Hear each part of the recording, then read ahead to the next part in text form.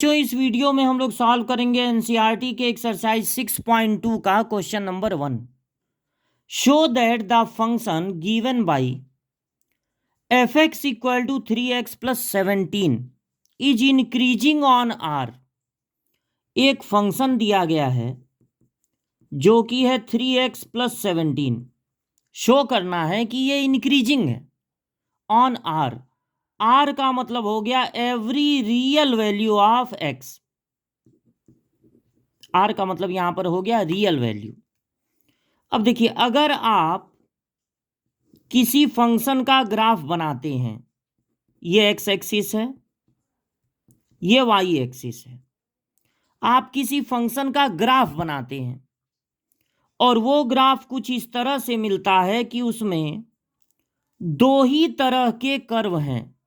या तो x के बढ़ने, x के कम होने पे, बढ़ने या घटने पे y पे कोई असर ही ना हो। x बढ़े तब भी y उतना, x कम हो जाए तब भी y उतना। या फिर x के बढ़ने पे y भी बढ़ रहा हो और x के कम होने पे y भी कम हो रहा हो, मतलब डायरेक्टली प्रोपोर्शनल हो, तो ऐसे फंक्शन को हम कहेंगे इंक्रीजिंग।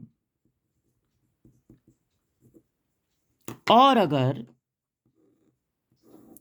फंक्शन का ग्राफ प्लॉट करने पे सिर्फ ऐसा ग्राफ मिले कि x के बढ़ने पे y बढ़ जाए और x के कम होने पे y कम हो जाए, ये वाला रीजन ना मिले, सिर्फ यही मिले, तो उसे कहेंगे स्ट्रिक्टली इंक्रीजिंग।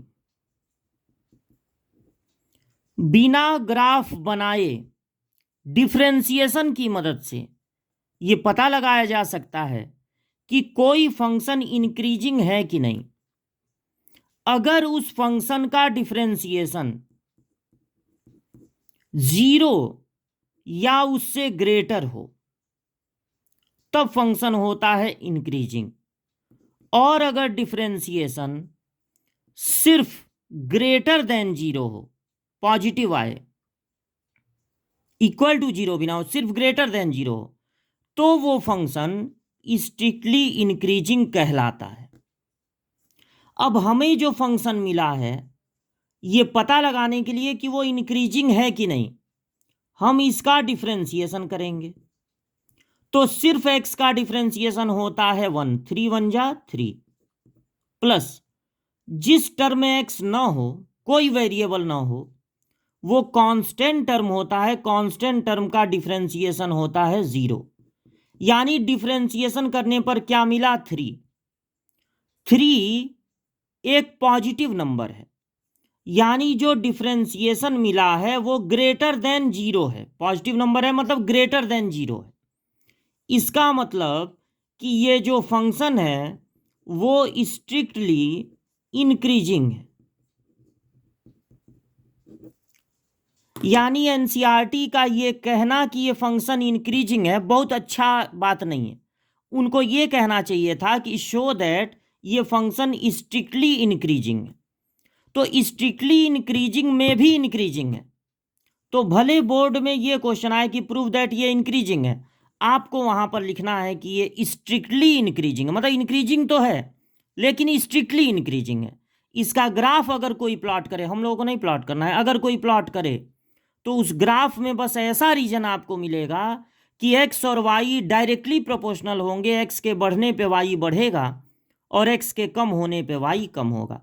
ये भी आपको सॉल्यूशन में नहीं बताना है, ये बस आपको समझाने के लिए था। आपको सिर्फ डिफरेंशिएशन करना है और ये बता देना है कि देखिए ये डिफरेंशिएशन ग्रेटर देन 0 है, इसलिए ये स्ट्रिक्टली इंक्रीजिंग होगा।